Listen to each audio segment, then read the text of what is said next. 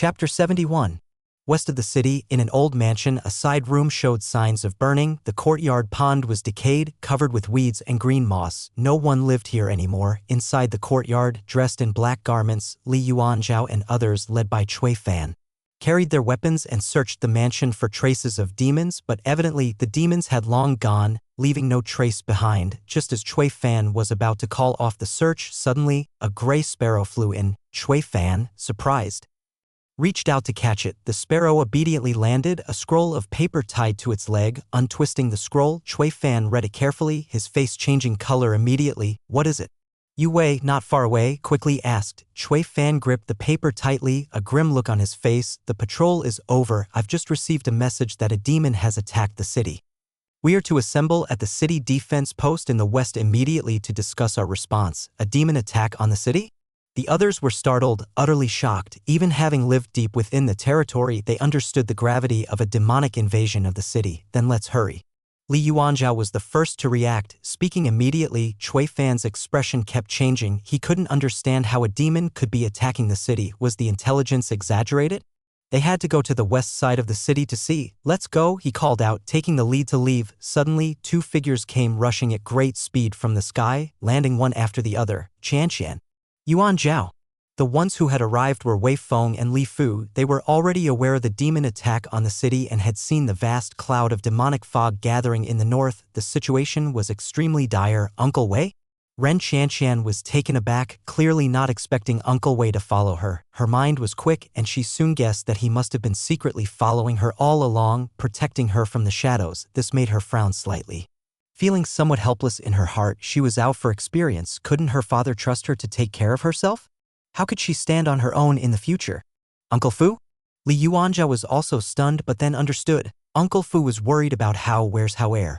Li Fu scanned the surroundings and, not seeing Li Hao, quickly asked. Li Yuanzhao candidly replied, "Hao had too much to eat at lunch and went to the outhouse at such a critical moment. This guy is nowhere to be found." Li Fu became anxious and irritated. Cui Fan, with his keen perception, immediately understood that these two powerful characters were the protectors of the young ones, and he couldn't help feeling envious as he respectfully addressed them. "Elders, I have just received news of the demon attack on the city. Is it true?"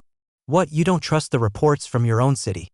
Li Fu gave him a glance, speaking irritably. Cui Fan, running into a dead end, felt a bit discomfited and at the same time couldn't help but feel alarmed. The intelligence was actually true. This was a catastrophe unseen in a century. There are really demons attacking the city? How many? Ren Qian hurriedly asked. Li Yuanzhao and the others were also very concerned. Wei Feng sighed. "These demons have premeditated this attack for a long time. You all just have unlucky timing, arriving right in the middle of it. Qian, you should come back with me. I can ensure your safe exit from the city." Ren Qian shook her head and immediately replied, "I won't leave. I'm out here to gain experience. This is a rare opportunity. Uncle Wei, with your strength, can't you fend off the demons? You are of the 15 Li realm, more than enough to defend a great city." Wei Feng's face showed complexity. "I've glimpsed deep demonic energy within that fog which belongs to a very powerful existence of the 15 Li realm. As for whether there are other demons hidden in the shadows, that remains unknown. If I were alone, I would be willing to take the risk, but miss, you don't need to worry about me. I can take care of myself," Ren Qian insisted. Wei Feng shook his head. "The number of these demons is vast. Entrusted by my master, my duty is to protect you, Uncle Wei." "Why are you?" Ren Qian couldn't hide her vexation on the side. Li Fu, hearing Wei Feng's words, expression complicated, said to Li Yuanzhao, "Go find Hao and stay with him. Don't go anywhere. I will send a message back to our mansion immediately.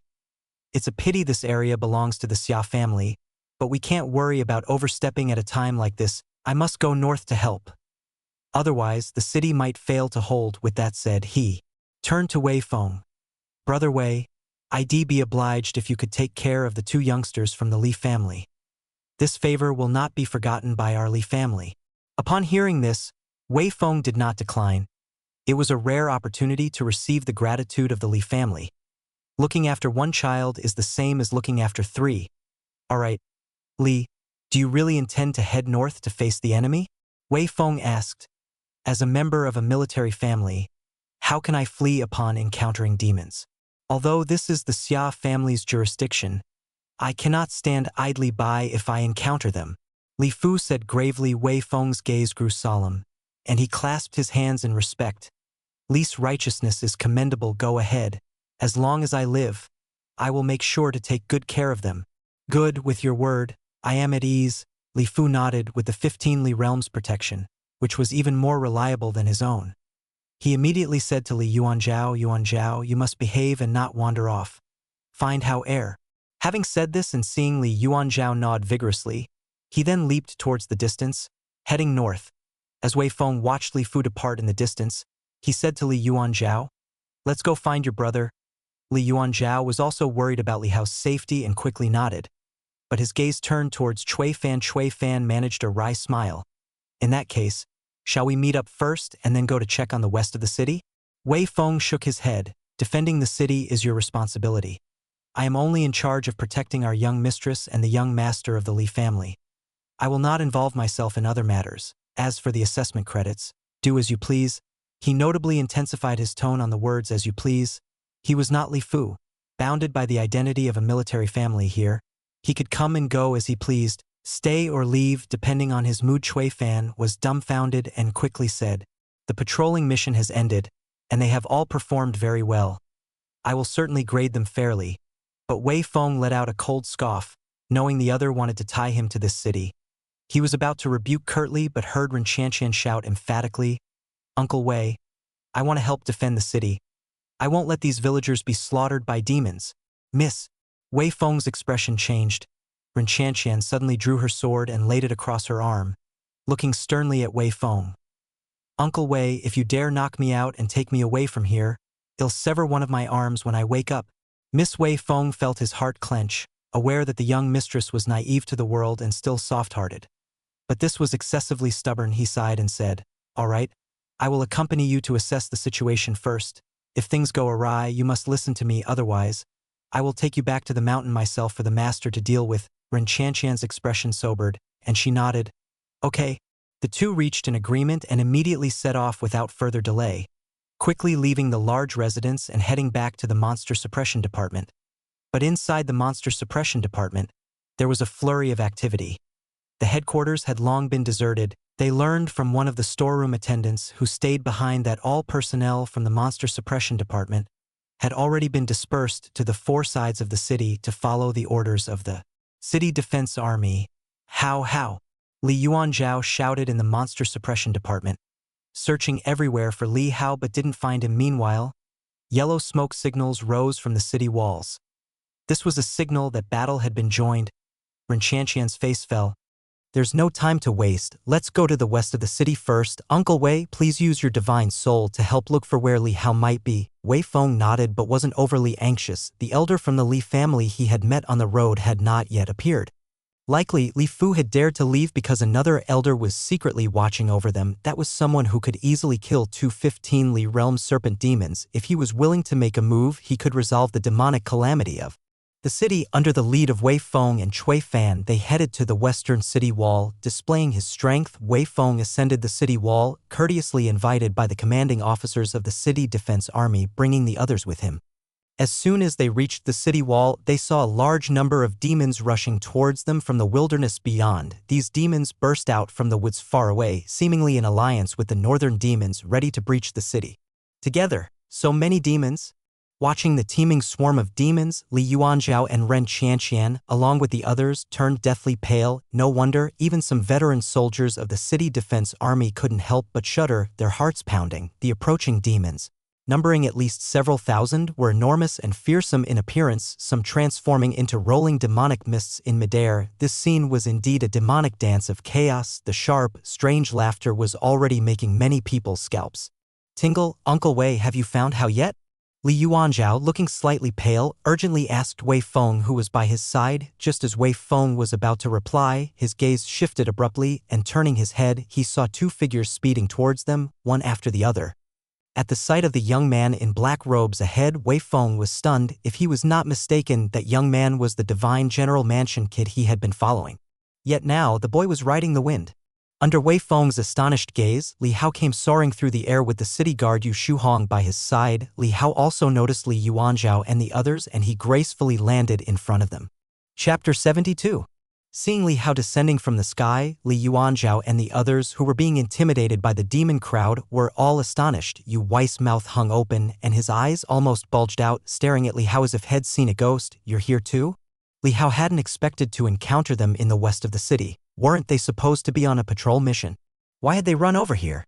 He glanced at Cui Fan, who had an expression of suffering, clearly very reluctant. Li Hao then looked at Wei Feng, a man he was not unfamiliar with, having followed them all the way. Wei Feng stared blankly at Li Hao, being at the 15 Li realm himself.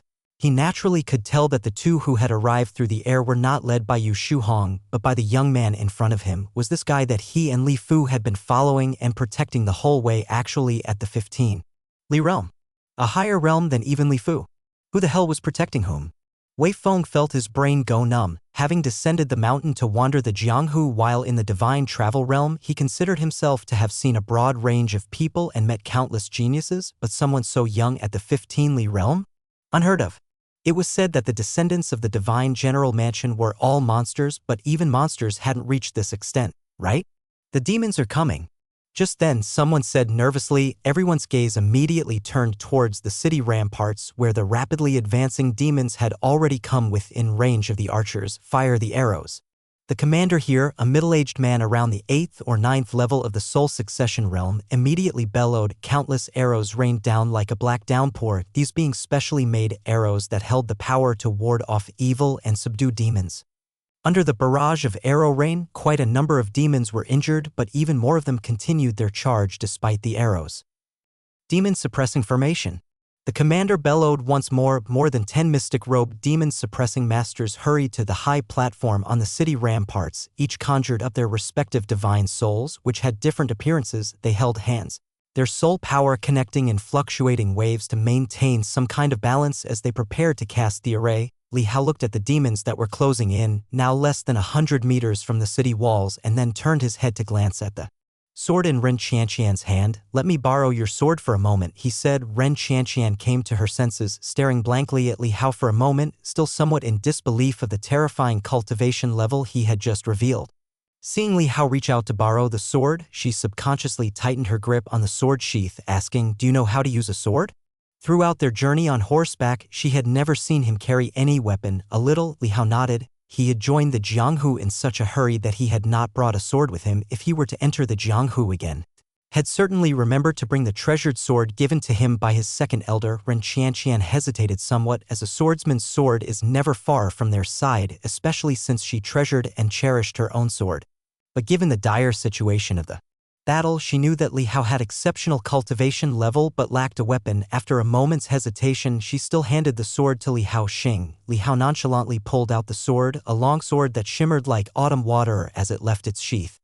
At that moment, the sword blade vibrated as if awakening, emitting a sword cry with a white light flickering along the blade and humming resoundingly. Li Hao turned, sword in hand, and stepped out, standing in midair about 10 meters beyond the city ramparts. His figure, suspended in the air, immediately caught the eyes of the many soldiers atop the city walls, who were all shocked. To stand in midair was a sign of the 15 Li realm. Their city defender, Yu Shuhong, was only in the divine travel realm, not yet at the 15 Li. Bright moon rising. Li Hao murmured softly. In the past 5 years, he naturally had also perused the last 3 sword techniques in Endless Sea. Endless Sea had a total of 4 moves. They were Tides, Severing River, Bright Moon Rising, Endless Sea. At this moment, he wielded the third of these supreme sword techniques in his hand, a move second only to the ultimate one, Bright Moon Rising. In an instant, everyone on the city wall seemed to see a bright moon rising from Li Hao's palm. The glittering longsword had vanished, leaving only the dazzling, silver-white moon, full and blinding, coalescing from Li Hao's hand before slowly rising as if over the sea. Flying towards the horde of demons, layer upon layer, the true form. While everyone was immersed in the beauty of this moon, it swept into the midst of the demons, and as its light unfurled, the countless demon shadows, like darkness dispelled by light, seemed to ebb away like the tide, but in reality, they didn't just retreat. They were annihilated. This sword technique, Ren Qianqian's pupils contracted, her beautiful face showing a look of startled shock. She couldn't believe the sight of the young swordsman's silhouette. The godlike moon stirred her to an indescribable level of astonishment. Was that really swordsmanship? Those equally shaken, besides Ren Qianqian, included Yu Shuhong and Wei Feng. Only now did Yu Shuhong realize that Li Hao had not used his full strength when he had previously slain the tiger robe immortal, not even 1/10 of it. Just this radiantly magnificent sword technique alone could alarm the entire Qi state. This sword technique, Wei Feng's eyes were lost in a trance. Ren Qianqian's father was a swordsmanship grandmaster, but even then he seemed to have never seen his master execute such a stunning display of swordsmanship. The clear and dazzling bright moon on this western city battleground was so eye-catching. When that dreamlike moon disappeared, everyone gradually came to their senses. And only then did they suddenly realize that they were still in the midst of battle, still atop the battlefield. But as the soldiers were drawing their bows and readying their arrows, they all suddenly froze, within several hundred meters range in front of the city wall. Where were any demons left? The ground was littered with nothing but the wreckage and torn remains of demonic corpses. And the demon blood spilled all over the ground like a splash of paint. With a single sword strike, he had cleared out nearly a mile radius of demons.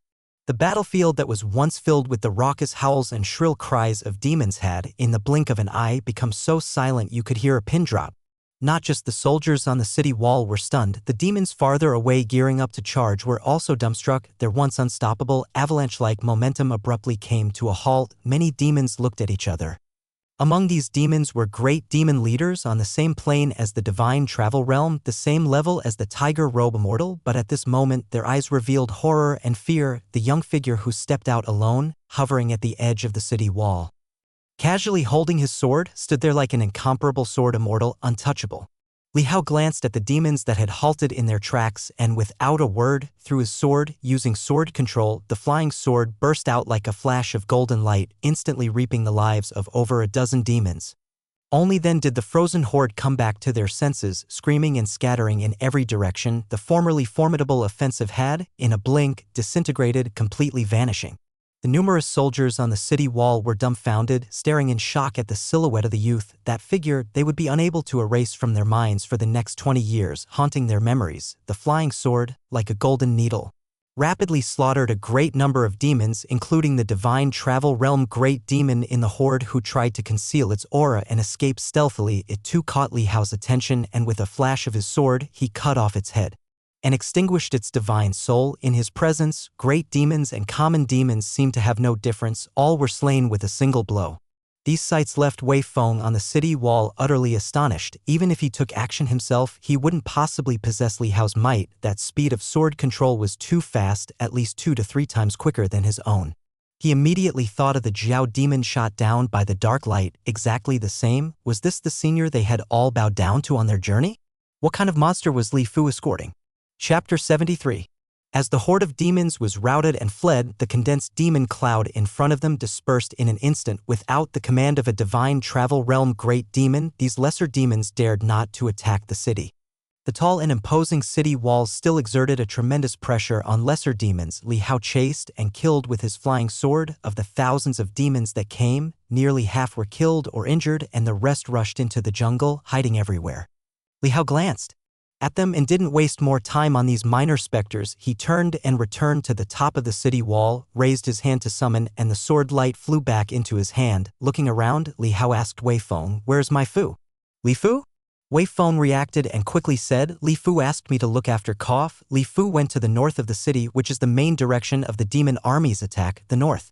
Li Hao looked up to the north, his gaze sharpening. There, the thick demonic aura was like dark clouds, already shrouding the city wall at the north. His complexion changed slightly as he wrapped any Qianqian's sword with his divine soul power and rapidly flew toward the north to strike. The entire Tsangyu city was squarely shaped, with a diameter of less than 50 li. He was located at the city's west, not in a straight line to the north, so the distance was somewhat closer. Completely within his range of object manipulation. In fact, if he used the special attributes of the chessboard flying phase to increase the attack distance, his range of object manipulation could be even larger. As the flying sword was shot out, Li Hao's gaze concentrated on the north of the city, and those standing beside him, Li Yuanzhao, Yu Wei, Ren Qianqian, and others all stared dumbfounded at Li Hao. The most shocked among them was Li Yuanzhao. He had never imagined that Hao, who accompanied him every day, who spent days painting in the courtyard, went fishing with the older master, or popped into the kitchen to bake pastries, could be so formidable. The 15 li realm? He felt suffocated. My God. If his aunts and the others knew about this, wouldn't they be overwhelmed with excitement? But how did Hao cultivate? He had never seen him practice with a sword. If it weren't for Li Hao's familiar gestures and speech, Li Yuanzhao might have thought he was impersonated by a demon. The young man standing beside them imposed a great pressure, leaving Ren Qianqian, Du Chouyue, and others staring blankly in a trance. Of a similar age, they were still wandering in the Zhou Tian realm, not yet embarked on soul succession, and Li Hao had already crossed 2 major realms beyond them. This was beyond a demon prodigy, it was outrageous. Ren Qianqian recalled her father's words. Possessing an 8th-layer battle body, she understood the essence of the sword at the age of 10 and stood peerless among her peers in swordsmanship. Once her understanding of the sword reached great accomplishment, she would be able to stand shoulder to shoulder with other top geniuses. Was this what it meant to stand shoulder to shoulder? Looking up at the profile of the young man, her breathing gradually became more rapid. That round of bright moon still lingered in her heart, unable to be erased. Young Master Yu Shuhong had previously witnessed Li Hao easily overpower the Tiger Robe Immortal. Although still shocked, he was somewhat able to accept it and hurriedly bowed, saying, "I will head to the north of the city." Li Hao nodded slightly, his attention already on the flying sword at the north. Yu Shuhong hurried to the north. While at the same time, the sword light maneuvered rapidly through the demon horde in the north. Above the north, countless arrows were shot. Li Fu revealed his identity, commanding the battle alongside the city's defending general. Within the demon horde, 8 hideously shaped figures revealed their true forms, gathering around a man in a yellow robe with 2 conspicuous red eyebrows that hung down to his chest. This minor city only has 3 or 5 divine travel realm beings. We can handle them. Speaking of which, why hasn't the giant strength true god arrived yet? What are those guys in the Blackwind mountain range thinking? The demons gazed toward the east, expecting unrest there as well, but it seemed quiet. Kill them first, then talk. A demon resembling a flying eagle suddenly dived toward the city, eager to take the lead and impress the red eyebrow Taoist. Atop the city wall, a streak of sword light slashed out. It was Song Weiyao returning to the city. She hadn't encountered Li Hao, and upon receiving the news, she had to come to the north to defend against the enemy first. The flying eagle was also in the divine travel realm and, seeing Song Yuyao's fierce swordplay, immediately spat out a cloud of demon mist, covering the city wall and casting a demon art. With the demon art as obstruction, more and more demons assaulted the city wall. The archers lost their targets and could only draw their swords to battle the climbing demons. The other demons around the red eyebrow Taoist did not stop either, rushing to attack relentlessly. In the blink of an eye, Song Yuyao was attacked from both sides by 2 divine travel realm demons. Her face suddenly changed as she switched from offense to defense. On the other side, the head of the Lu family, Lu Shunqing, along with the head of the Qi family, also led their family disciples in defending this place. Seeing the demonic suppression envoy surrounded by demons, they immediately went to assist. But the enemy had obviously more divine travel realm fighters, and soon the 3 of them were at a disadvantage. Li Fu saw this and immediately drew his sword to join the battle for reinforcement. His cultivation along the divine travel realm had always involved superior or even peerless techniques, which gave him a profound foundation and made him 3 times stronger than other divine travel realm practitioners. Quickly repelling one of the divine travel realm great demons, seeing Li Fu's fierce might, the other demons immediately retreated and encircled him. The 3 demons unleashed a vicious battle, and soon Li Fu was also at a disadvantage. Spurt, one of the demons, covered in scythe-like limbs like a colossal mantis, suddenly hooked Li Fu's arm with a blade, tearing through the armor on his back. Another demon, about 7 or 8 meters tall, covered with coarse purple fur like a giant ape, swung its club and struck fiercely on Li Fu's back. Li Fu's vision darkened as he fell onto the ramparts, losing consciousness on the spot. Seeing this, the defending commander urgently ordered men to assist.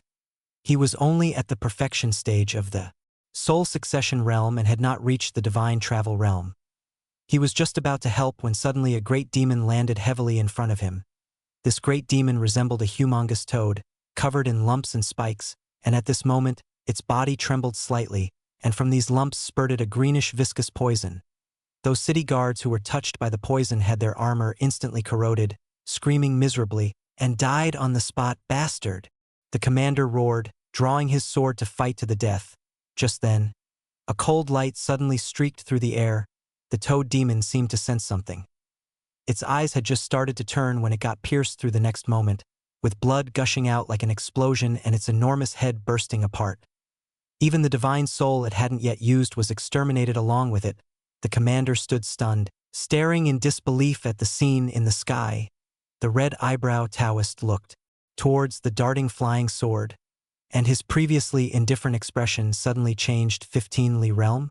His eyes narrowed as he scanned the vicinity. Could it be that someone from the Xia family had arrived? Nevertheless, he was not afraid and spat out a red flying sword from his mouth, slashing towards the incoming sword light. The edge of the sword seemed to sense the killing intent of his red sword, and suddenly changed direction, fiercely charging at the red-eyebrow Taoist. The red sword swirled, emitting a dragon-like low hum, as if it was going to sever Li Hao's flying sword. But the next moment, the flying sword accelerated fiercely, crossing paths with the oncoming red sword, then charged straight at the red-eyebrow Taoist. The red-eyebrow Taoist's pupils constricted, a look of horror spread across his face. His object-manipulating chi circulation skill was a top-tier treasure nearing peerless quality. With a maximum control speed of 18 Li, however, the change and speed of his object control were far less than this flying sword. Whoosh! It was an almost instantaneous assault. The red-eyebrow Taoist's face showed panic. He swiftly turned to flee while calling the red sword back for defense, but it was already too late. His body coiled, his robe loosening and falling, revealing his massive true form, a red-scaled flood dragon. It appeared quite old, for the flood dragon had 2 long brows curled like a snake, its body tucked up. To strike its head, the flying sword had to penetrate the flesh covering it. Li Hao didn't intend to rely on brute force. After all, the sword was borrowed. The flying sword turned in midair, and then the light of the sword suddenly blazed intensely. Endless sea. Second technique. Severing River. If the first technique, Tidal Surge, and the third, Bright Moon Rising, were group attack moves, then Severing River was a single target kill move. It seemed as though the sound of a river roaring could be heard throughout heaven and earth. That was not the sound of water, but countless streams of air and natural energies, all being split apart automatically. A sword's momentum fell. The red flood dragon let out a scream of utter agony as its curled body was cleaved into 3 sections by the sword. The enormous head was split in 2, and the divine soul that burst out failed to escape before being swiftly overtaken and extinguished by the flying sword. Thud. Thud. Thud. The body of the massive dragon fell from the sky, plunging into the surge of demons below. The hot, searing dragon blood that splattered on some of the demons caused them to shout in panic and disarray. The previously wind-like attack of the demon wave, in an instant, turned into chaos. The heads of the divine travel realm great demons fiercely fighting with Lu Shunqing, Song Yuao, and the others atop the city wall. Hearing the red-eyebrow Taoist scream, all paused, and upon turning to look, they witnessed that terrifying scene. The red-eyebrow Taoist had been cleaved by a flying sword. Chapter 74. Whose flying sword is this? Has a 15 Li realm expert arrived? Everyone was pleasantly surprised. Looking around, could it be the Xia family had come? As Song Weiyao was stunned, an image popped into her mind, but the person she recalled previously wielded a damaged demon-slaying saber, not the sword. Could it really be the Xia family? Speaking of which, where's that guy? Song Weiyao couldn't help but look around, yet she did not see Li Hao's figure. Similarly, she did not see any generals from the Xia family. Perhaps they were standing somewhere out of sight while everyone was rejoicing. The remaining great demons were panicked and disordered. This sudden change was completely unexpected. Reinforcements? The Xia family? No matter what it was, the red-eyebrow Taoist was dead.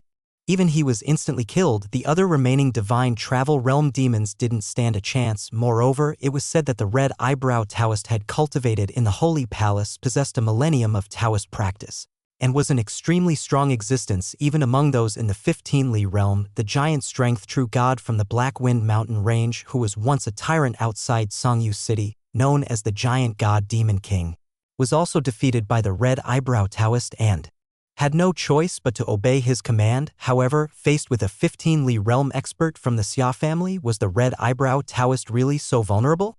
The demons were terrified and hastily began to retreat, no longer caring about the demon tide below them. And as the great demons fled, the other soul succession realm demons also saw the situation. The red-eyebrow demon king had fallen. How could they continue to fight?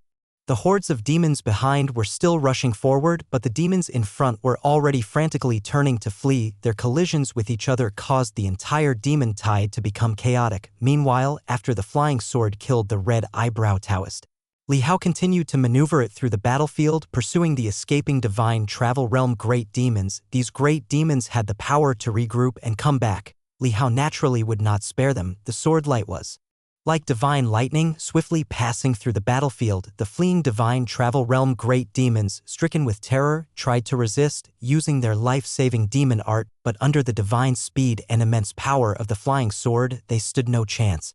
Effortlessly pierced through with no suspense, one by one, the great demons screamed as they fell. These great demons could only scatter and hope that Li Hao's object control range wouldn't be enough to catch up with them, but as Li Hao operated the flying sword, he himself began to move, flying towards the north of the city. Seeing this, Wei Feng, who had been ready to retreat, changed his mind, with Li Hao as a strong 15-Li realm expert by their side. It seemed unlikely that the city would be taken unless it was by a heavenly human realm great demon, and if that were the case, why would a heavenly human realm great demon need the help of other demons and cause such a commotion? Laying waste to a city would be just a matter of casual effort. A task that could be completed in the time it takes to burn a stick of incense, but a heavenly human realm great demon entering the region would be even more dangerous if it committed such a massacre. It would definitely be pursued to the ends of the earth by the 5 great divine general mansions, and so they rarely invaded alone. If they invaded mixed within the demon race forces at the border, they would not be individually marked for pursuit, and it would also be easier to retreat back into the demon realm to save themselves. Thinking of this, Wei Feng immediately took Ren Qianqian and Li Yuanzhao and leapt forward to pursue, wanting to see the outcome of the battle for themselves with him at their side if the situation turned bad. He could also retreat to safety in time. At the same time, with Li Hao himself in action, the range of his object control expanded. The divine travel realm great demons had not even escaped the battlefield before they were cut down one by one. How can his object control distance be so far? A great demon that had shrunk into a small ball of black fog heard the whistling wind behind it and showed deep despair in its eyes. Whoosh! The sword light flashed by, shattering the black fog. After all 8 divine travel realm great demons perished, Li Hao maneuvered the flying sword to turn and slash towards the demon tide. The sword light sewed through the demon tide like threading a needle, with blood splattering incessantly as the demons were reaped crazily. The once ferocious demon tide, in the blink of an eye, was left with nothing but a tragic sea of blood and countless corpses. The remaining demons scattered and fled. Seeing this, the city defenders immediately called to others to pursue and attack. Lu Shunxing and the Qi family also led their disciples, rushing out to hunt down the demons, a rare opportunity to earn merit. In less than half the time it takes to burn a stick of incense, the demon tide had collapsed. Gazing at the demon corpses littering beneath the city walls, and notably the most striking, Red Jiao's body, severed into 3 sections, many of the city defense army felt as if they were dreaming. They had already despaired, even having written their wills and left them in their military tents, yet they ended up successfully defending the city. An attack by demons? Under the onslaught of the flying sword, it seemed almost farcical. The ferocious buildup ended abruptly. The demon clouds hovering in the north, following the death of the Red Eyebrow Taoist and the successive deaths of other divine travel realm great demons, had already dispersed, and the sky returned to clarity. Atop the city walls, soldiers and officers alike cheered with raised hands. When Yu Shuhong rushed over, all he saw was the scattered demon horde and couldn't help being stunned. 20 years of deceitful coexistence with demons and painstaking efforts, all defeated by a single youth with a sword? Besides being emotionally stirred, he also felt an unspeakable sadness and bitterness, seeking help everywhere, pleading, but it was all as fleeting as bubbles. What was the point of all his compromising and struggling over the years? He knew well that only strength could clear every obstacle, but since his transfer here, with official duties weighing on him, how much spare time did he have to cultivate? He stood speechless, looking up to the sky with a light sigh. The tide of demons had ended. Given the number of their dead and injured, Sangyu City should have no fear of demon intrusions for decades to come. But what about himself? He smiled bitterly, then composed himself and walked towards Li Hao. Li family's young master, I, Yu Shuhong, shamelessly represent all the people of Sangyu City in thanking you for your aid. Yu Shuhong's expression was solemn, hands clasped together, eyes grave, as he bowed deeply to Li Hao. Li Hao beckoned with his hand, and the flying sword in the distance came floating over like a cloud, landing in his palm. He looked at the city defender beside him, a middle-aged man with a tanned, rugged face bearing the marks of exposure to the elements. It was a trifle, no need for thanks, Li Hao said calmly. Yu Shuhong's mouth twitched with bitterness, and he immediately said, "My collusion with demons and fraternizing with them, I will report to the imperial court. Furthermore, the young master's merit in defending the city, I will also record and submit. With all the soldiers here as witnesses, your credit for this feat will not be diminished. Merit, a trifling matter." Li Hao shook his head slightly, unimpressed. Seeing Li Hao's indifferent and casual demeanor, Yu Shuhong paused for a moment. Recognizing that the youth's eyes were clear, not falsely modest, but whether he was modest or not didn't matter, as he said, the credit was too significant to be obscured. To note, during ordinary times, earning merits was extremely difficult. Even in a state of war, earning great merit was no easy feat, with the most common methods being penetrating enemy lines, being the first to scale walls, capturing flags, or beheading generals. There were also merit awards for capturing leaders or annihilating the enemy. The first two, penetrating enemy lines and being the first to scale walls, were second-class merits that, according to Dais reward and title laws, could confer a second-tier noble title, capturing flags and beheading generals. On the other hand, were first-class merits, even harder to attain, which conferred a third-tier noble title. The noble titles in Dayu were ranked from lowest to highest: Knight, Baron, Earl, Marquis, and Duke. Above the dukedom was the most prestigious title of Divine Marquis. The ancestors of the 5 great divine general mansions were divine marquises. They followed the former emperor in battle, establishing the Dayu dynasty and earning incredible merits that lasted 1,000 years. Apart from Divine Marquis, all other titles had 3 ranks. If one could earn a first-class merit, it would result in becoming a first-tier knight. If it was a second-class merit, then one would become a second-tier knight. If one was already a knight and then achieved first-class merit or 3 second-class merits, one would be promoted to baron, awarded with farmland and lands, akin to being a noble landowner. If one was an earl, one could receive an estate. Earning merit was difficult, but today Li Hao had single-handedly defended the entire city and its citizens. His merit surpassed even a first-class merit award. As for how to calculate it specifically, Yu Shuhong didn't bother to think about it. He would leave it to the imperial court, estimating it to be at least a third-tier baron. Chapter 75. The demon horde scattered in disarray, and Li Hao found Fu at the top of the city walls. Seeing Fu fallen unconscious with serious injuries, Li Hao couldn't help but heave a silent sigh. It was his fault for arriving late, failing to protect Fu properly.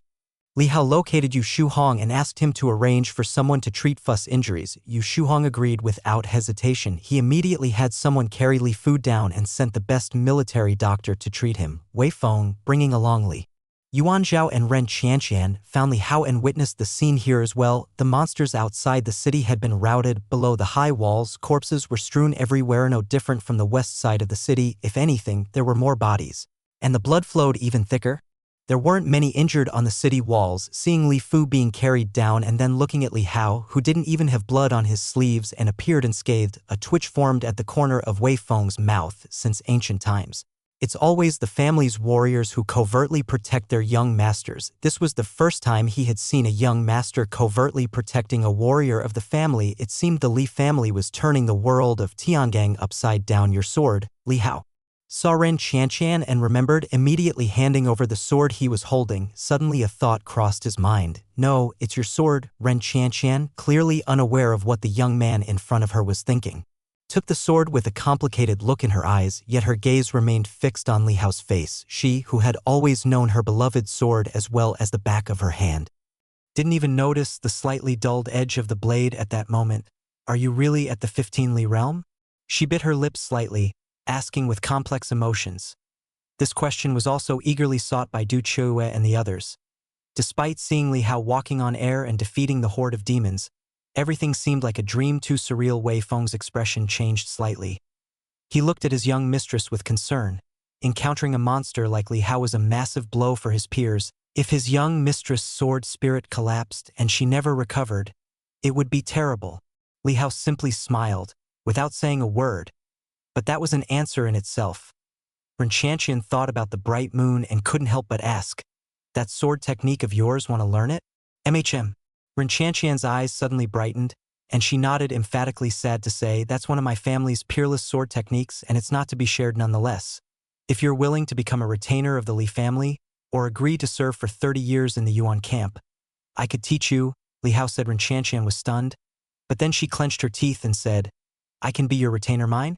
Li Hao was surprised. "Do you understand what being a retainer means?" Once you are one, it's for life. With your father being a grandmaster and your status, you'll enjoy endless wealth and honor in the future. In his eyes, it was clearly an unnecessary act. Not like him, burdened with a debt, in need of settling. Yes, miss, please don't be rash, Wei Feng quickly said. If the young miss could learn something by following Li Hao, he would certainly welcome it, but to become someone's retainer, such status was far too low.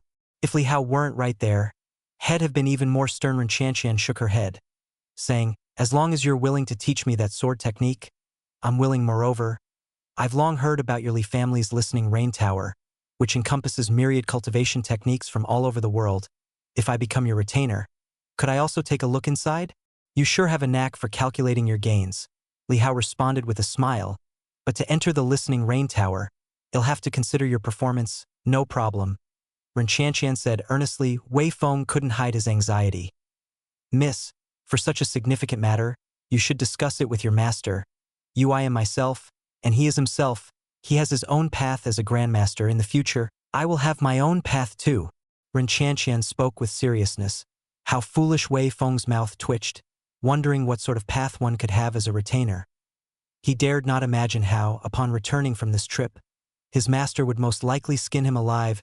Li Hao had not expected this youngster to be so stubborn, but through the years, he had come to understand the people of this world. They were quite shrewd. Some entrenched feudal ideologies were deeply rooted, like the idea that a man is nothing without achievements, looked down upon and despised by everyone. Women too, in this martial world, while there are certainly gentlewomen of noble families, there are also many girls who from a young age aspire to vie with the sun and moon. Not to mention this little girl comes from a martial arts family. What was even more critical was that she had comprehended the essence of the sword, was obsessed with and focused on swordsmanship, and could even do things beyond common sense to practice her skills, just like he would be thrilled to travel thousands of miles over mountains and through valleys for a game of chess. All right then, think it over on your way back and we'll talk again once we return to Qing, Li Hao said, afraid that the young lady might act impulsively. Upon hearing this, Wei Feng couldn't help but give Li Hao a grateful look, his mind rapidly going over how he could persuade his young lady to drop this idea. Ren Qianqian, however, shook her head slightly, saying no more, as she knew her mind was made up and no one could dissuade her. Li Hao glanced at Li Yuanzhao next to him, who seemed to have a belly full of words to say to him, patted his shoulder, and signaled that they would talk later. Li Yuanzhao, understanding Li Hao's intention, contained his excitement and nodded vigorously. With that settled, Li Hao found Yu Shuhong and inquired if there were any collections of poetry, paintings, musical scores, or perhaps recipes from some illustrious chefs in Songyu City. It was a rare occasion for him to go out and he did not want to return empty-handed. Hearing Li Hao's request, Yu Shuhong was a bit perplexed and bewildered. He had thought Li Hao would ask about other things, but instead it was all about these irrelevant trinkets. He gave a strange look, considering that these young masters might have some peculiar hobbies. He didn't ask further and told him everything he knew. Still, as a military man, he hadn't paid much attention to such things and promptly summoned a scholar from the mansion and had him take Li Hao for a stroll around the city. Mount Wuliang, as one of the top powers of the Great Yu dynasty, the realm of Brahma, Pure Land where Mount Wuliang was located, was extremely vast, home to continuous mountain ranges, imposing and majestic Arhat Buddha halls, and over 1,000 Mahayana Buddha peaks. The vast clouds and mists wafted about, giving the entire Pure Land an ethereal, transcendent aura. At this moment, in front of the Vajra Heart Palace on one of the Mahayana Buddha peaks, a man and a woman, two figures, climbed from the foot of the mountain to the entrance of this grand and imposing palace. This is the Vajra Heart Palace of my junior brother Qianfeng, the young monk clad in a kasaya said with a smile. Vajra Heart Palace? The woman beside him had cascading black hair, a face as beautiful as a peach blossom heart, and eyes as clear as a tranquil lake, now filled with surprised and bright ripples. Vajra Heart Palace? Last time he was still a Gandharv Dharma god, and now he's already a Vajra? Gandharv Dharma god and Vajra were both titles within the Buddhist ranks of Mount Wuliang. The Gandharv Dharma god required the cultivation level of divine travel realm. To be a Vajra, one had to reach the 15 Li realm.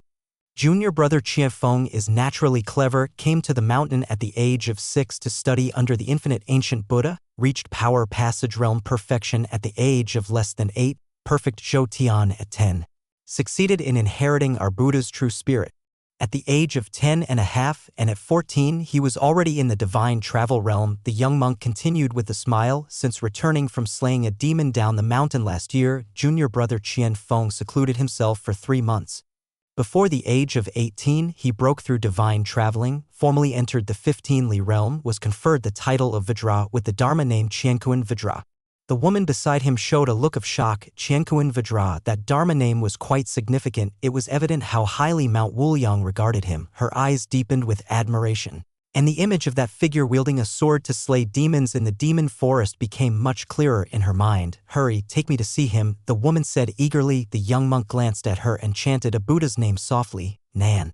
Although junior brother Qian Feng is a secular disciple of our Buddhist sect, he has great aspirations. I'm afraid your visit this time, maybe I don't care. Let me see him. I will speak to him myself. The woman interrupted with a shake of her head, knowing what he was about to say, but she had always been bold in love and hate, wanting to clear up everything. All right then. The young monk, upon hearing this, shook his head slightly, remembering what his master had said about greed, anger, and delusion. This female donor had committed the delusion. Please announce my arrival. I've come to register for junior brother Qian Feng, said the young monk as he approached the entrance of the Heart Palace and spoke to the 2 soldiers wearing armor and holding steel spears. The soldiers' armor bore a special mark with a golden yuan character scorched into their shoulder armors, which made the young monk think of the young man's illustrious status inside and couldn't help but feel a mix of envy and admiration. But immediately realized that he was being greedy and quickly chanted a Buddha's name in his heart. Chapter 76. A soldier from Yuan camp glanced at the young monk, recognized his identity, nodded, then turned and entered the Vajra Heart Palace to report. Soon after, a young man dressed in a blue robe and wearing a half-length kasaya in mysterious yellow walked out from the palace. He stood tall and straight, with star-like brows and sharp eyes. Beneath his fierce brows, there was a pair of cold and resolute eyes. With a sword at his waist and an imposing presence, he resembled a proud dragon. Brother Song. Upon seeing the young monk, Li Qianfeng nodded slightly. Li Qianfeng, do you still remember me? The beautiful woman beside him spoke out, staring at the young man, her eyes lighting up. Li Qianfeng glanced at her and frowned. You are? 1 year ago, Qi Fengridge. The woman's eyes shimmered with hope. Do you remember? Qi Fengridge. Li Qianfeng's eyes revealed a hint of reminiscence as he pondered. It seems the demon there has already been eliminated. It's me, Murong Cholan. Back then, it was you who shielded me from that wind serpent demon's attack. Without you, I would have already died. Murong Cholan said hastily. Li Qianfeng frowned slightly and glanced at her. You came here for? I said at that time that I would definitely repay your kindness. I, Murong Cholan, would not marry anyone but you in this lifetime. Blushing, Murong Cholan summoned the courage, biting her teeth as she spoke. So, you are here to repay your debt with ingratitude? Li Qianfeng raised his eyebrows. Murong Cholan, the young monk beside them, cast an astonished glance at Li Qianfeng, who could speak such harsh words to such a beautiful woman. Indeed, this junior brother truly deserved to be a direct disciple of the Buddha Lord. I just want to repay you. Murong Cholan bit her lip, speaking with a sense of grievance. She had traveled thousands of miles, used connections to come up the mountain only to encounter such a cold reception. What is your family background?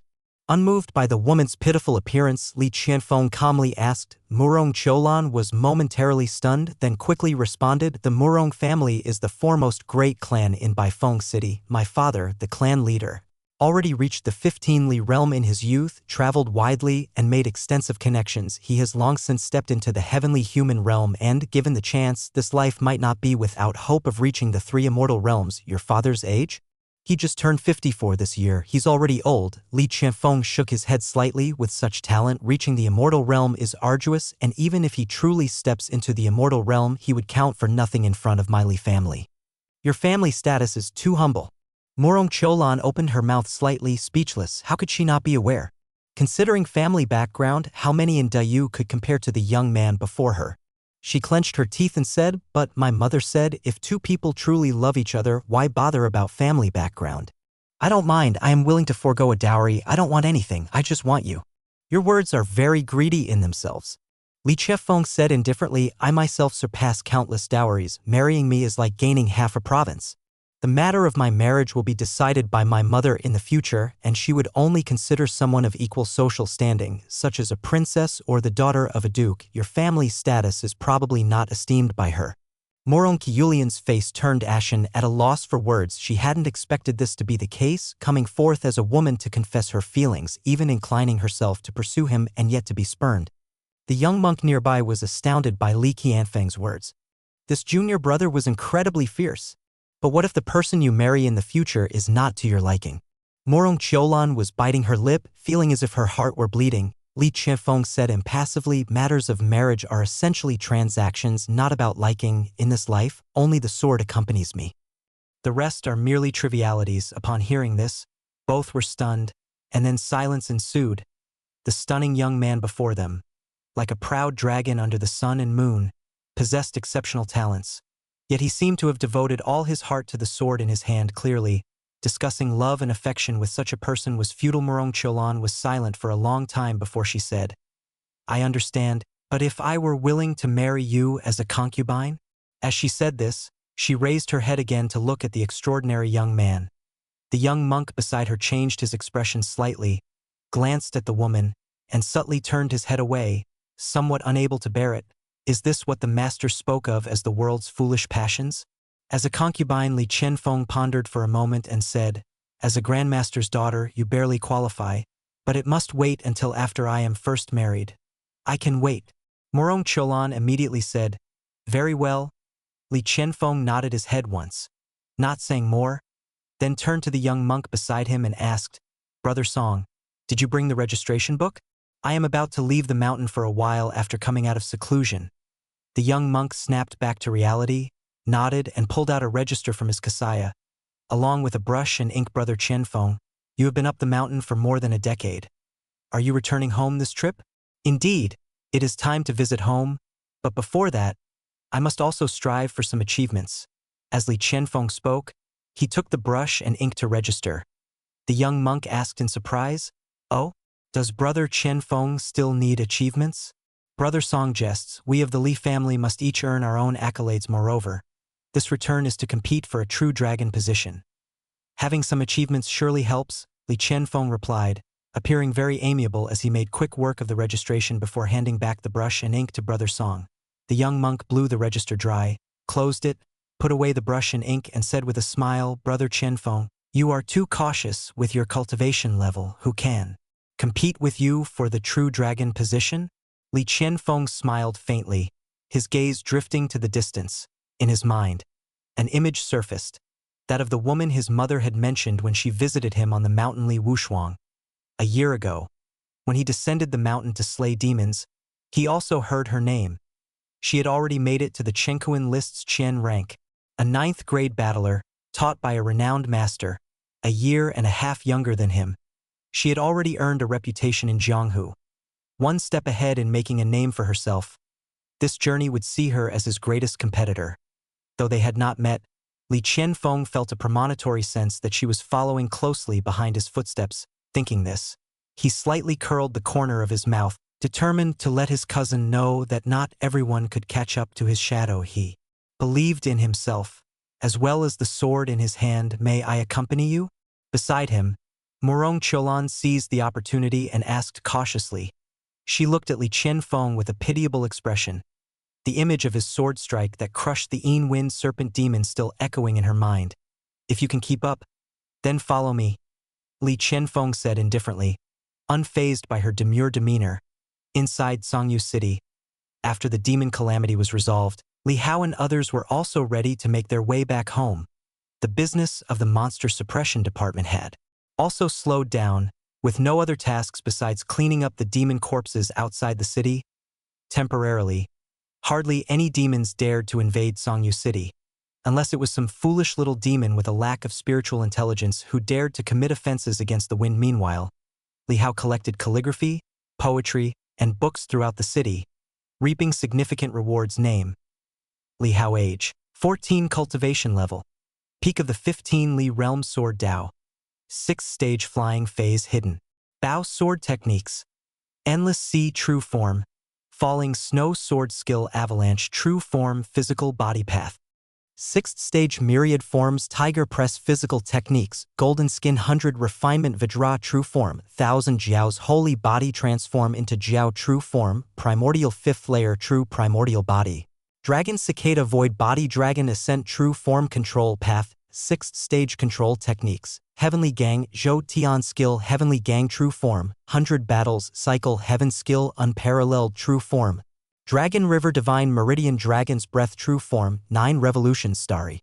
Sky Skill 9 Revolutions True Form Fist Technique, 6th Stage Fist Techniques, Half-Step Invincible Fist 6th Layer Perfected, Heaven and Earth Penetrating Fist Perfected Body Technique Path, 2nd Stage Movement Technique, by Finching Perfected Chest Tao.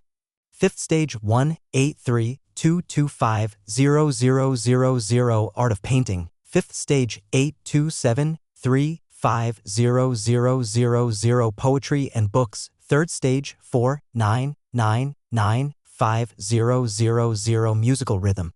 3rd Stage 4-9-9-9-5-0-0-0 Fishing Tao. 5th Stage 2-1-8-2-7-5-0-0-0-0 Culinary Tao. 6th Stage 9-9-9-9-9-1-0-0-0-0 Chess Catalog. Collection. Myriad Forms, Tiger Press, Flying Phase, Hidden Bow, Concealing Brilliance, 7 Phoenixes Lighting the Lamps Masterpiece Painting Collection, 1,000 Mountains Birds Flying Painting, Snow Mountain Spirit Fox Painting, Kylan Steed Painting, Blood Sea Fierce Jiao Painting, Mountain Landscape Painting, Cheongchi Mountains Painting Poetry and Books Catalog Collection, Zhao Xinhuan's Poetry, Song Yuan's Poetry Musical Scores Collection, Phoenix Seeking Mate, Hidden Orchid, Moon Chime. Little Hu Xiao Fishing Catalog Collection, Nun Cooking Recipes Collection, Nun State of Mind, Chess Mind Expended, Art Mind Expended, Fishing Mind Expended, Culinary Mind Expended Artistic Skill Points, 1 on this trip. He acquired 2 chess manuals, Concealing Brilliance and 7 Phoenixes Lighting the Lamps. Li Hao chose to embed Concealing Brilliance into his physical body path and soon its attributes became apparent. Concealing Brilliance in a relaxed state.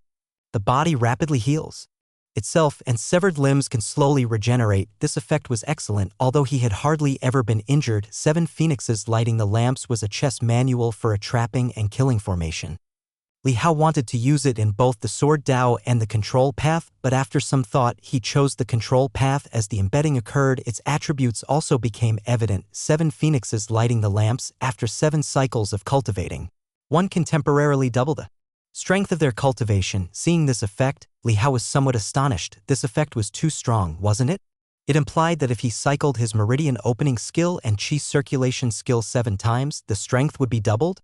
It was known that as his control path reached the 6th stage, most of the cultivation techniques he commanded had also reached the true state. Some lower-tier techniques, under profound insights into the Tao, could even evolve into high-grade techniques also. When many techniques advanced, Li Hao's number of meridians significantly increased, from 69 to 98.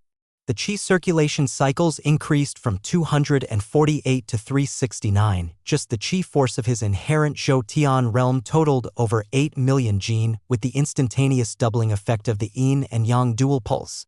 It could reach over 17 million Jin. Even the imperial family only possessed about 2 million Jin, nearly 9 times more, and now with this attribute effect, it would be 18 times. The gap was as vast as the difference between the clouds and the mud. However, Li Hao knew that such an increase, although it harmed the body, belonged to a short burst of aggressive attack. Moreover, he had not yet fully opened all 108 major meridians in his body to reach the limit. There was still room for improvement. The only aspect that had reached its limit was probably his soul, which had managed to condense the heaven and earth law manifestation. This trip yielded tremendous gains, including 2 chess manuals, 3 masterpieces, 2 poetry collections, and 4 famous musical scores. Li Hao had not chosen to embed any of them at the moment. He believed that with his current strength, only the heavenly human realm could possibly force him to exert his full power. Then he would know which areas he was still lacking and could further compensate for them. Chapter 77. When the city defense army was clearing the demon corpses outside the city, Song Yueyao also reported the situation at the Black Wind Mountain Range to Yu Shuhong. Yu Shuhong immediately sent scouts to verify the information. When the scouts saw the mountaintop covered with demon corpses, they were utterly shocked. The number of demon corpses here was no fewer than those piled up outside the city, especially that neatly arranged high platform of demon corpses, which contained all great demons, and roughly counted, there were more than 20. The scouts also saw the legendary strength true god bear demon that had been well known outside the city. But now, it too had become a lightly decaying, foul-smelling corpse, stacked at the bottom of the flesh platform. The scouts' legs trembled, and they hurried back to the city to report everything in detail to Yu Shuhong after listening. Yu Shuhong stood still for a long time before exhaling deeply. Having been stationed in Songyu City for so many years, he naturally knew that the great demons lurking around Songyu City must have all been slain by Li Hao. If it hadn't been for the Tan Palace Academy coincidentally assigning a task that Li Hao happened to accept, Yu Shuhong dared not imagine what Songyu City would have become at this moment. He was both exhilarated and sighing, feeling as if a great rock that had been weighing on his heart for decades had finally fallen 2 days later. The demon corpses outside Songyu City were mostly cleared away, and the academy task for Li Hao and the others was declared to be over. Their arrival was hurried, but the return journey seemed leisurely and relaxed, as Yu Shuhong provided a carriage for the group. He personally escorted them to the city gate to bid farewell, young master. I have already reported the matters of Songyu City to the provincial government. Additionally, once everything here settles down and is handled properly, I will personally go to the imperial capital to request death as my punishment. Outside the carriage, Yu Shuhong bowed solemnly. Li Hao looked at him immediately, understanding that he was prepared to take all the blame upon himself. Are you aware that shouldering such responsibility all on your own could implicate all 9 of your clans? Li Hao said. Yu Shuhong's expression remained calm. He calmly said, I know, which is why I have already severed ties with my 9 clans 12 years ago. I cut off all relations, and according to the laws of Dayu, after breaking off relations for more than 10 years, one shall be deemed as unassociated, without any connection, and the crime will not implicate others. Li Hao looked at him intently, saying, It seems you are also a good chess player. You flatter me. Young Master Li Hao did not say more. He withdrew his hand and let down the carriage curtain. It's a pity. You won't be able to taste the wine brewed in Tiger Robe Head Tavern. Yu Shuhong's body shook slightly, and after a moment of silence, he lifted his head with a faint smile on his face. If the young master doesn't mind, someday when you pass by Songyu City, pour a cup on this road, and consider it as sharing a drink with me. The breeze stirred the curtains, causing a gentle sway. From inside came a single word. Agreed. Yu Shuhong's smile grew even more radiant. The carriage began to move slowly, as the coachman cracked his whip in the morning sun. Following the official road lined with green cypresses, it moved steadily onward. The city and the figure at the city gate gradually shrank into the distance, but it was still vaguely visible that the person was waving an arm towards the carriage as if saying goodbye, then made a long, deep bow until they could no longer see each other. Inside the carriage were only Li Hao, Ren Chanqian, Li Yuanzhao, and others. The coachman, a soldier from Songyu City, would have to drive the carriage back to Songyu City on his own after dropping Li Hao and the others off at Qingzhou Weifeng, had already bid them a hasty farewell the day before. With Li Hao present, there was no need for him to protect his young mistress from the shadows. He was now more worried about his mistress actually agreeing to Li Hao's proposal to become his follower. Even though Li Hao was of high status, Ren Qianqian was, after all, the daughter of a grandmaster, and being a follower was a label that would stick with her for life. He had to hurry back and request reinforcements, as only his master could persuade his mistress. As for Li Fu, his injuries had not yet healed, so he stayed in Songyu City to recuperate. At that moment, less than half a day's journey from departing Songyu City on the Imperial Road, 2 swift horses suddenly approached from ahead of where Li Hao and his company were traveling. The riders on the swift horses seemed to recognize the flag of Songyu City on the carriage, and after passing by the carriage at a distance of several tens of meters, they suddenly pulled the reins, turning around to come back in front of the carriage, blocking the path of several individuals. Stop there. The riders on the swift horses were a man and a woman, the man in his 20s wearing purple armor, a sword at his waist, and a flying feather cap on his head, full of valiance.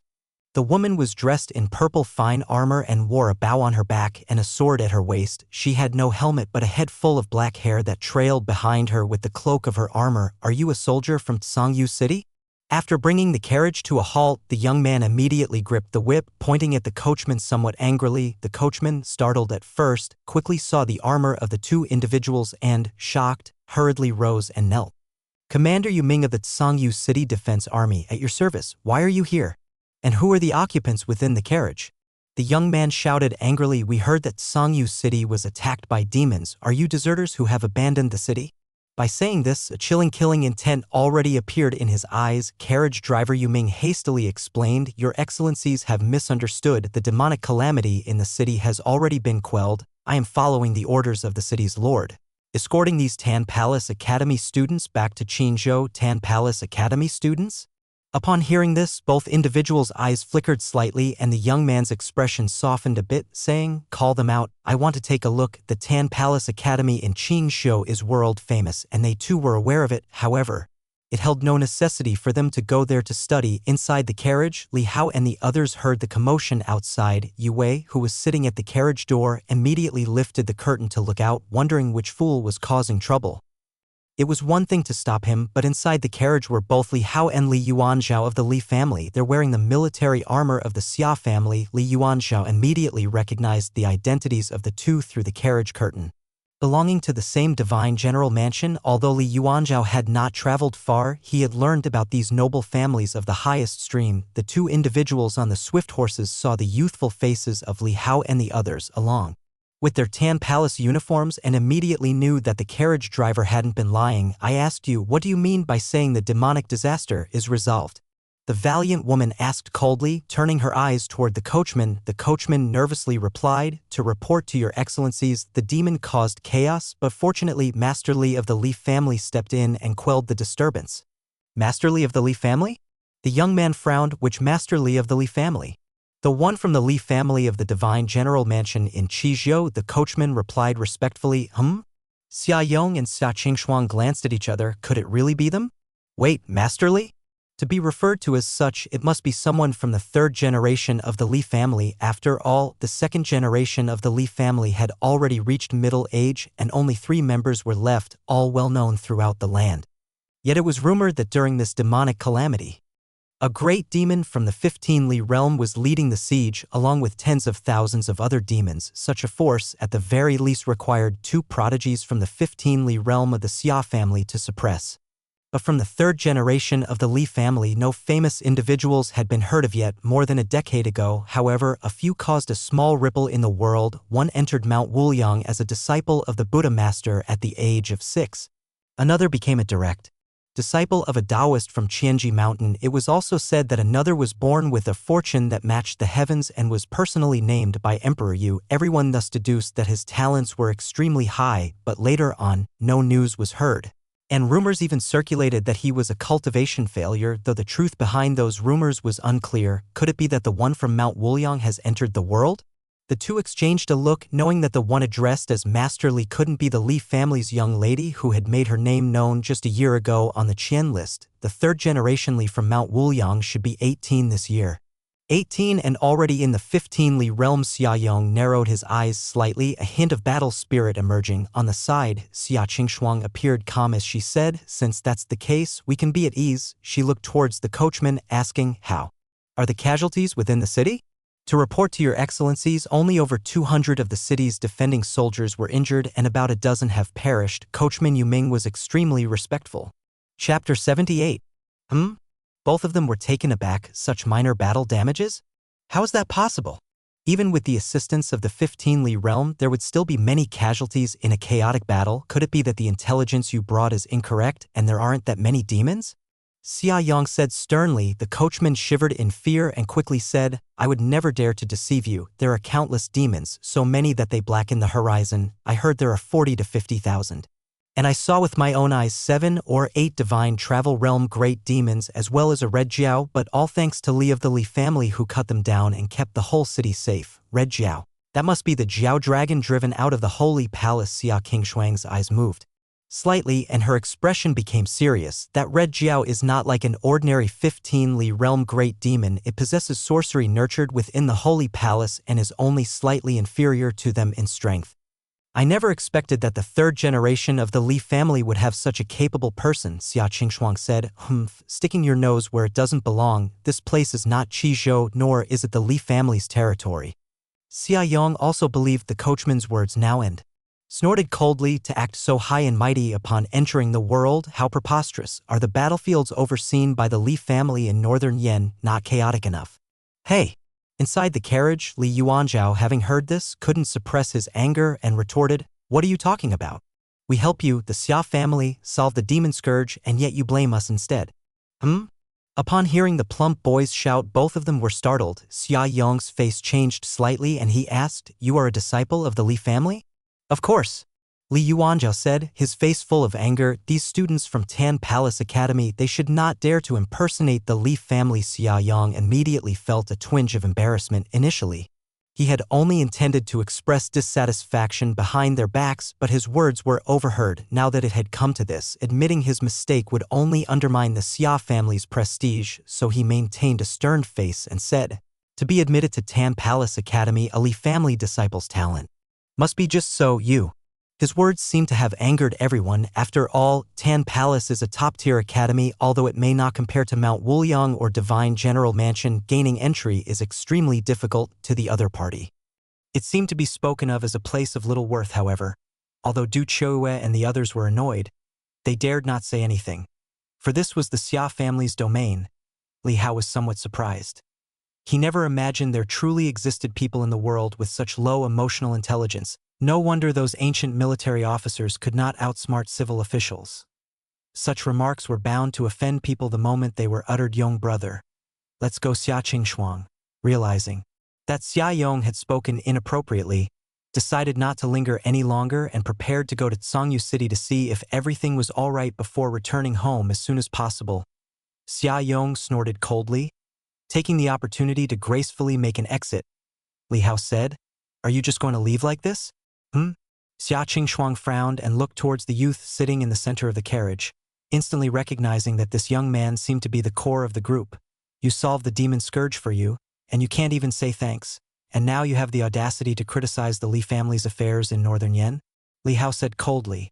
If they hadn't mentioned Northern Yen, he might not have bothered to care. But with his parents still in Northern Yen, and despite not having seen them for over a decade, which might mean not much affection ran deep, he still remembered the 3,000-year-old demon corpse sent back by his coarse father and the concerned look in his young mother's eyes. In his heart, he naturally considered them his family. "What exactly are you, picking a quarrel? The Li family has been fighting in Northern Yen for over a decade, swallowing all the hardships. Is it not right for the court to provide food and equipment?" Xia Yong's face darkened as he looked down at Li Hao. "Bastard! How dare you insult our brother?" Li Yuanzhao fumed with rage, and he would have taken action personally if he was not aware that the two before him were very powerful individuals. "My Li family has been fighting for over a decade, keeping the difficulties to ourselves. Isn't it proper for the court to supply the food and equipment?" Li Hao said indifferently, "What? Has the Xia family never sought assistance from the court? As a fellow Divine General Mansion, you should understand the difficulty of guarding the frontier. Instead, you ridicule us. He raised this how the Xia family teaches its members? Are you also a third-generation Li?" Embarrassment and annoyance flashed across Xia Yong's face. "The Li family is simply lawless. We haven't even left Qi State yet, and this is the Xia family's jurisdiction. What gives you the right to question our Xia family's 1,000-year teachings?" Slap him. He was at the 15 Li realm, ready to strike a slap at any moment, under the control of object manipulation. Others had no control over their own bodies, but Li Hao's palm remained still. He merely narrowed his eyes sharply, and the power of object manipulation enveloped and suppressed the area above the adversary's head with a whine. The purple-horned horse ridden by Xia Yong let out a cry of anguish. This war horse was of the same outstanding breed as the red blood horse, battle-hardened and, having witnessed countless demon blood, it naturally carried a fierce and murderous aura. However, at that moment, its hooves suddenly gave out, and it knelt down. Xia Yong's face changed drastically on horseback, intending to leap into the air, but the suppressing force caused him to tumble directly off the horse. He struggled up from the ground in a flustered manner, a flash of horror crossing his face as he stared at the young man inside the carriage. Although dressed in the same academy attire, the young man exuded a noble air. 15 Li realm? Impossible! Xia Yong could hardly believe it. How young this teenager was, yet his realm was comparable to his own, and that object manipulation divine power was even more tyrannical than his own. Xia Qingshuang's pretty face changed slightly. She stared at Li Hao and asked, "Which young master of the Li family are you?" Li Hao couldn't be bothered to answer, just coldly said, "I need an apology from you, or no one is leaving today." "You," Xia Yong said angrily, "this is Qi State, not Qizhou. Even if this place were at the doorstep of your Xia family, you would still owe me an apology. Li Hao articulated each word. Very well, then I shall see whether you can really bear it. Xia Yang suddenly invoked his divine soul, transforming into a beam of golden light and thrusting his palm toward Li Hao. Li Hao sat still, a flash of golden light behind him. His own divine soul flew out and suddenly smashed out with a punch. This was a peerless technique taught by his second uncle, the half-step invincible fist. This technique was even more powerful than the fourth form of the endless sea by 3 parts. However, he did not strike with full force, with a thud, at the moment of the impact between the fist and the palm. Xia Yang's divine soul melted like snowflakes in a furnace, rapidly disintegrating and shattered by the punch. Xia Yang's face instantly turned deathly pale. He violently spat out a mouthful of fresh blood. Looking at Li Hao in horror, he raised a trembling finger, unable to speak. His vision darkened, and he fainted to the ground right then and there. All of this happened in the blink of an eye, and Li Hao's divine soul had already returned to his body. Xia Qing Shuang regained her senses. Her expression changed dramatically, realizing that the soul injury was severe, even with the Xia family's countless precious medicines for recovery. One would have to rest for at least half a year to a year. For ordinary people, it might even take decades to heal. Such a ruthless move. Xia Qing Shuang looked at the young man inside the carriage. His face was as cold as ice. And he looked back at her as well. Your attack was exceedingly ruthless. Xia Qing Shuang gritted her teeth and said, today, if it weren't for me, other descendants of the Li family would have either swallowed their anger or truly slapped you. Li Hao's gaze was icy. For your Xia family to dare to make the Li family suffer such an insult in public, what audacity! Not killing him was already showing mercy. A flicker of indignation passed through Xia Qing Shuang's eyes, but knowing she was in the wrong and furthermore not being a match for the young man, she immediately raised her hand to gesture, lifting Xia Yang's body onto the horse from afar. She then said, in light of your rescue of Sangyu City, I won't trouble you any further. Let's end this matter here. With that, she spurred her horse forward, carrying Xia Yang back on their way. She had originally planned to visit Sangyu City, but now with Xia Yang seriously injured, she needed to take him back to the clan to be treated to avoid any lingering ailments. Seeing the other party leave, the several people inside the carriage also realized that the exchange between Li Hao and the opponent was likely a clash of divine souls, which they, having not progressed in soul cultivation, could not perceive. The Xia family is really unreasonable.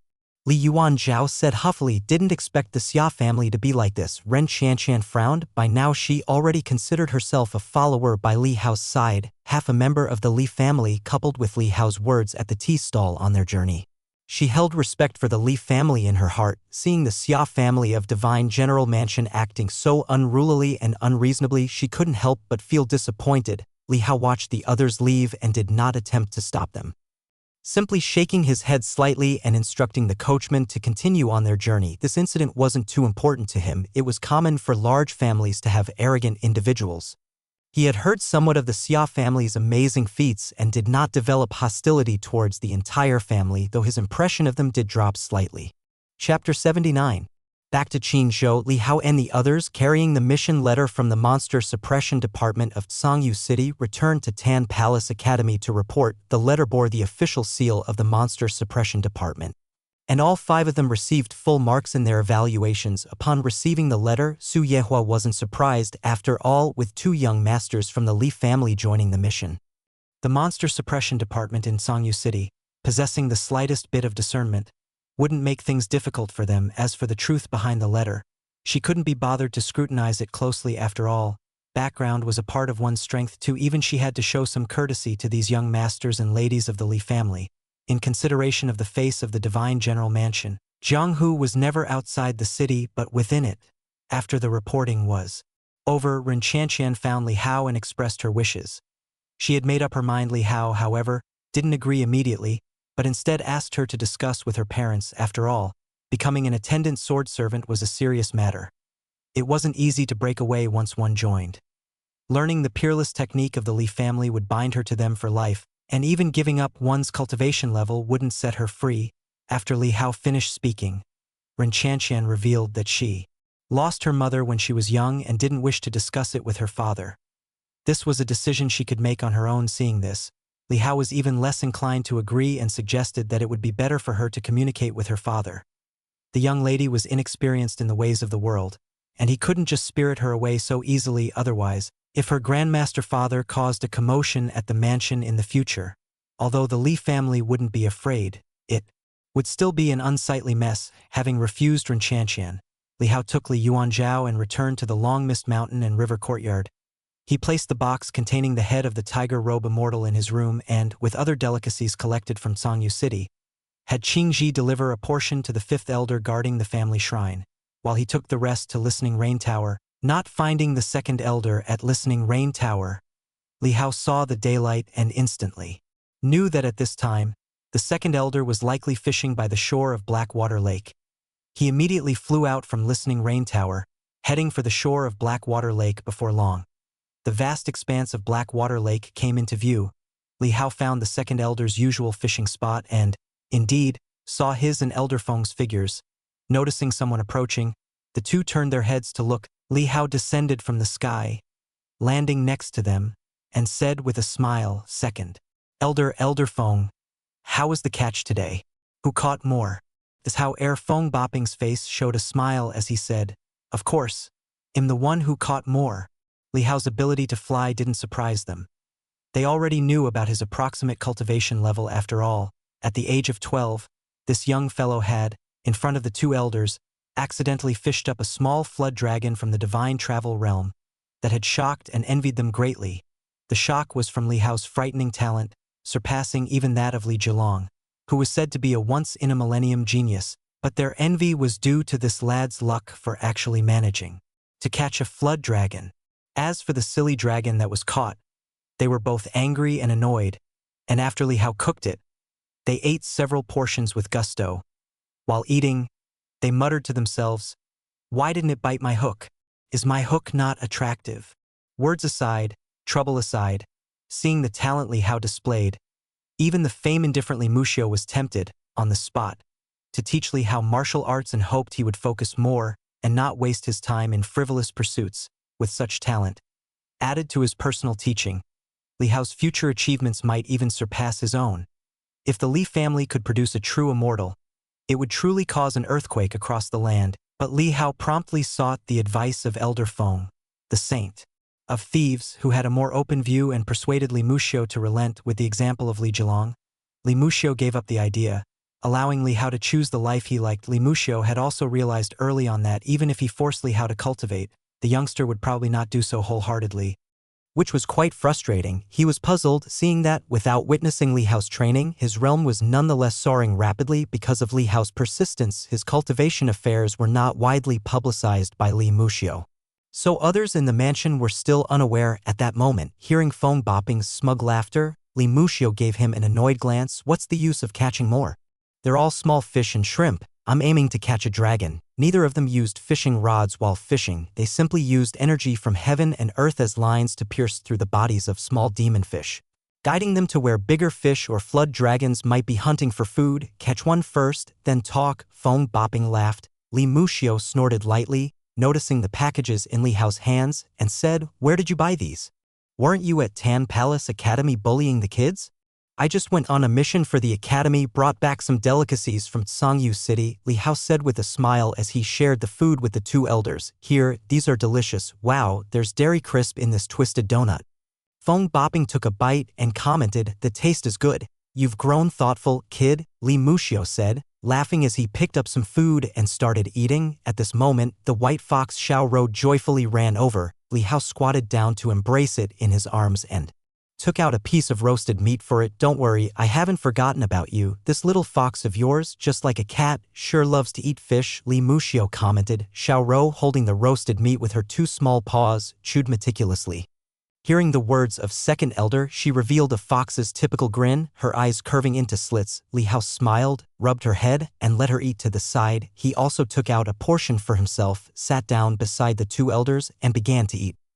Chatting idly as he did, "It shouldn't be long now before your father returns," Li Muxiu said while eating a crispy biscuit. "Oh?" Li Hao expressed in surprise. Could the war that had lasted for over a decade finally be coming to an end? "I heard there's been a twist at the northern Yen battlefield and the Holy Palace intends to retreat," Li Muxiu explained. Li Hao's eyes brightened. "Does this mean he would get to see his parents?" "Little Hao, it's been over a decade since you've seen your parents. Do you still recognize them?" Feng Boping teased with a smile. Li Hao thought for a moment. The images of his parents in his memory had indeed gotten somewhat blurry. Li Muxiu gave Feng Boping a disgruntled glare. It was quite the unwelcome reminder. He then said to Li Hao, "It just so happens that your generation has all grown up. The Li family's true dragon seat will likely be decided this year. With your father back to support you, securing the true dragon seat should be almost certain," he said, "with how heir's talent is. There any dispute? If it was up to me, I'd give him the true dragon seat right now," Feng Boping said as he ate. Li Muxiu shot him a glance. "I wish it were that simple. Do you think managing the vast affairs of the Li family is like being a lonely old man like yourself? We must keep other branches of the family satisfied. We can't favor one over the other and foster resentment in their hearts." He then turned to Li Hao and said, "Right, Hao heir?" "MHM," he replied. Li Hao nodded with a smile. He had long heard talk of the true dragon seat from his second elder. Each generation, the Li family would select a true dragon who would receive the most abundant resources from the family, and also receive assistance from numerous ancestors in the ancestral shrine to enhance the quality of their soul. The number of soul forms that one could condense in the soul succession realm was closely linked to the targets inherited from the ancestors. There were 80 for the Four Stands realm, yet there exists another method to increase the number of condensed souls. A secret technique created by the ancestors of the Li family. With the combined effort of the ancestral spirits, the quality of the soul forms could be elevated, reaching a level comparable to the true human tier inherited by the royal families. That is, 180 condensations.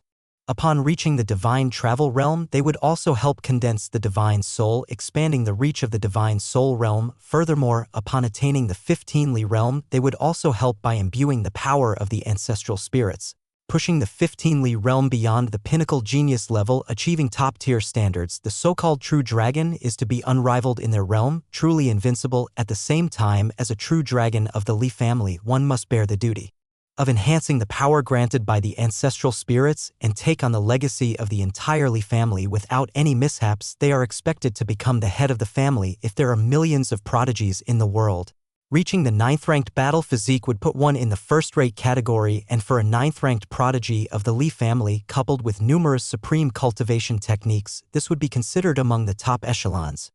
And the true dragon would surpass the top tier. Although Li Hao was already at the 15 Li realm, if he became a true dragon, he would still enjoy the reshaping and assistance of the ancestral spirits for the previous realms, apart from the soul succession realm. Li Hao felt that he had yet to reach the limits of the other realms. Even for the soul succession realm, he didn't know whether he could continue to progress and was quite eager about it. Of course, the most important aspect was that if he didn't take the seat of a true dragon, it was highly likely to fall to another individual. Had it not been for the poisoning incident years ago, Li Hao wouldn't particularly care about the position of the true dragon. After all, being a true dragon carried with it immense responsibilities. To carry on the legacy of the Li family, a millennium-old noble house, push through all obstacles and perpetuate and magnify its glory, he knew very well how taxing it would be. Only someone had attempted to ruin him for the sake of their sons' prospects years ago, scheming more than a decade in advance. Naturally, Li Hao couldn't let them get their way. He had been waiting for this day. The test for the true dragon looks at all aspects, not just innate talent but also temperament, connections, contributions, and so on. Li Muxiu told Li Hao sending you to Tan Palace Academy was also to let you get out and make some friends, not just keep company with us old folks all the time. Feng Boping sneered. "Don't kid yourself. Talent is definitely the most important. Everything else is just icing on the cake. Get out of here. Don't lead Hao heir astray," Li Muxiu said with a stern look. "Ha ha!" Feng Boping burst into laughter. Li Hao smiled quietly, listening to the two elders' banter. Before long, the line of the second elder's fishing rod twitched. Something had taken the bait. As the sun set into dusk and stars began to sprinkle across the riverside sky, with the evening drawing near, Li Hao cooked a demon fish that Feng had caught, preparing a barbecue that served as dinner for the 3 men and a fox. Chapter 80. 3 days later, Song Weiyao returned to Tan Palace from Songyu City with a tired look on her face. Her task as a patrol envoy completed, and she temporarily set aside her official duties to report back. She had already learned that Li Hao and the others had returned ahead of schedule, and by now, they must have already arrived back in Qinzhou. Thinking of the strength Li Hao had displayed, she clenched her teeth in secret frustration. She had seen all sorts of geniuses during her years of study in Black and White Hall, but it was her first time encountering someone like him. This, to some extent, struck a blow to her. "You Yao?" As Song Yuyao was preparing to return to Black and White Hall to report Li Hao's situation to her grandfather truthfully, she happened to run into Su Yehua, who was passing by outside the hall. Seeing her friend, Song Yuyao slowed down her steps. Su. The two were only 3 years apart in age and had known each other as sisters for over a decade. You're back so soon? Was the task successful? You didn't encounter any great demons, did you? Su Yehua asked gently upon seeing Song Yuyao's weary state. Upon hearing great demon, the image of neatly arranged demon corpses piled up high on the mountaintop flashed through Song Yuyao's mind, causing her complexion to change slightly. What is it? Su Yehua also looked slightly stunned. Could it be that she had really encountered a great demon? It's nothing. Song Yuyao shook her head slightly and then, with a sudden thought, asked, Su, have Li Hao and his group already come back? Surprised, Su Yehua knew of Song Yuyao's cool nature over the years, her indifference to outsiders, and her usual lack of concern. Why would she ask about the two young masters of the Li family? Suddenly, she remembered that the task location assigned to those two also seemed to be Zhongyu City. What? Did they make trouble for you, add to your difficulties? Thinking of one of them, known for his lax demeanor and fondness for sleeping in class, Su Yehua frowned slightly and said reassuringly, after all, he is a young master from a prominent family who likes to act spoilt. Don't take it personally. Song Yuyao was taken aback for a moment, then shook her head and said, no, there was a major incident in Zhongyu City. If it weren't for Li Hao taking action, I might not have been able to return at all. What? Su Yehua was stunned, looking at Song Yuyao in disbelief, wondering if she had misspoken. Song Yuyao was not surprised by her reaction. It seemed her sister was not yet aware of Li Hao's strength. She recounted briefly what had happened in Zhongyu City. After listening, Su Yehua stared at Song Yuyao, dumbfounded. 15 Li realm? Him? Images of the boy who used to sleep soundly during class flashed through Su Yehua's mind. If she remembered correctly, his registered age upon admission was 14 years old. Seeing Su Yehua's shocked expression, Song Yuyao couldn't help but smile, feeling an inexplicable sense of joy. It seemed she wasn't the only one who had been frightened. The weariness on her face also dissipated quite a bit as she waved to Su Yehua. I'm going to report in first. With that, she turned and left gracefully, coming back to her senses. Su Yehua suddenly had an epiphany. No wonder Li Hao never attended classes or participated in the martial arts ranking. With such a level, he could be teaching the others himself. However, having such a cultivation level, did he really need to join Tan Palace Academy? She felt puzzled and decided to inquire more the next time she met Li Hao. Within a few days, the disciples from Alpha Academy who had been sent out for academy tasks had all returned one after another. Su Yehua gathered the disciples to evaluate their performance on this round of tasks. The standout performances undoubtedly came from the teams led by the two princes, who had chosen the hardest tasks worth 15 credits, and each received full marks in a unanimous team vote. In addition, they established meritorious deeds during the tasks, assisting the Monster Suppression Department in cracking significant cases, receiving 1 third-class merit and 1 second-class merit respectively. As for first-class merits, they are hard to come by outside war-torn border areas. Even second-class merits were quite astonishing. Could it be that they also encountered a demon attack on the city? Du Qiuyue and Yue whispered among themselves. Yue glanced over and said in a low voice, I don't think so. It's possible that the Monster Suppression Department was just currying favor with them, attributing original merits to them, or perhaps the place they went to had something to do with their family's influence. Shush. Du Qiuyue was startled and hastily signaled him to be quiet. Yue also realized his indiscretion. The complex politics behind the royal family were not something they should discuss. Even though these two princes were not favored, they were still of royal blood, and who knew if one day they might ascend to great heights. Beyond the two princes, the next best performers were Wang Han, Li Yun, and their siblings, who also took on the most difficult tasks and achieved full marks as a team, although they did not earn any additional merits. The expressions on the faces of other noble family disciples varied. Some whispered among themselves, some admired their strength, while others sneered privately, unconvinced, attributing their success to connections. Though only in their teens, they had already witnessed the huge disparities brought about by differences in status.